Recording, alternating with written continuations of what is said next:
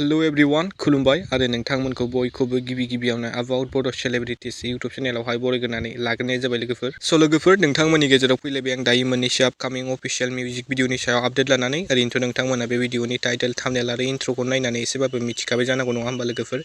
स' बे आपकामिं मिउजिक भिडिअफोरा मा बेखौ आबुङै मिथिनो थाखाय नोंथांमोना भिडिअखौहाय जोबजासिम नायलांबाय थादो लोगोफोर बर'नि मुंदांखा मेथाइ रोजाबगिरि नयन बरगयारि बिथांनि रोजाबनायाव लेहेर फिल्म प्रडाक्शन इउट्यूब चेनेलनि आन्दारावहाय गोदान मोनसे अफिशियेल मिउजिक भिडिअ फैनो थांगासिनो। ओमफ्राय लोगोफोर लेहेर फिल्म प्रडाक्शन इउट्यूब चेनेलनि आन्दाराव फैनो गोनां बे आपकामिं अफिशियेल बैसागु मिउजिक भिडिअजों गाहायै फाव खालामनायखौ नुनो मोनगोन बर'निनो लेजेन्डारि मुंदांखा फावखुंगुर राजिब ब्रह्म बिथांजों लोगोसे राबिका बसुमतारी बिथांखौ। स' लोगोफोर लेहेर फिल्म प्रडाक्शन इउट्यूब चेनेलनि आन्दाराव फैनो गोनां बे आपकामिं अफिशियेल बैसागु मिउजिक भिडिअनि शुटिंआ दायो सोलिगासिनो दं एबा जोब्बायानो जानांगौ लोगोफोर। ओमफ्राय लोगोफोर नोंथांमोना सोर नायनो थाखाय दानिफ्रायनो जोबोरै एक्साइटेड जानानै दं कमेन्टआव खोन्थाहरदो लोगोफोर आरो नायनो थाखाय साननैसो नेनानै थाथ'दो। ओमफ्राय लोगोफोर गुबुन मोनसे नेक्स्ट आपडेटआव दं जोंहा। ओमफ्राय लोगोफोर दायो बर'नि मुंदांखा मेथाइ रोजाबगिरि एलिसा बर' बिथांनि रोजाबनायाव गोदान मोनसे अफिशियेल बैसागु मिउजिक भिडिअ फैनो थांगासिनो। स' लोगोफोर एलिसा बर' बिथांनि रोजाबनायाव फैनो गोनां बे आपकामिं अफिशियेल बैसागु मिउजिक भिडिअनि मुं एबा टाइटेलानो जाहैबाय जोंनि हारिमु। स' लोगोफोर एलिसा बर' बिथांनि रोजाबनायाव फैनो गोनां जोंनि हारिमु बे आपकामिं अफिशियेल बैसागु मिउजिक भिडिअजों गाहायै फाव खालामनायखौ नुनो मोनगोन बर'निनो मुंदांखा फावखुंग्रि हेलेना दैमारि बिथांजों लोगोसे मेथाइ रोजाबगिरि एलिसा बर' बिथांमोनखौ।